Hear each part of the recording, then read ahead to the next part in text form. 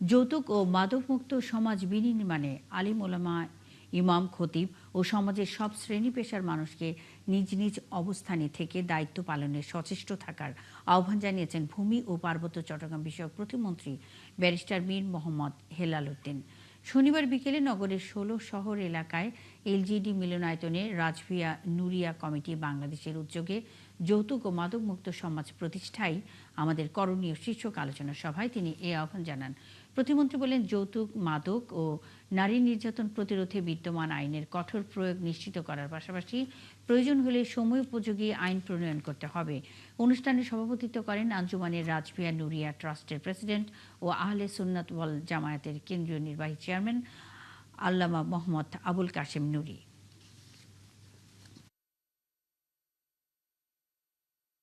যৌতুকের সমস্যাটা এটা আমাদের সামাজিক সমস্যা, এটা আমাদের দেশের সমস্যা।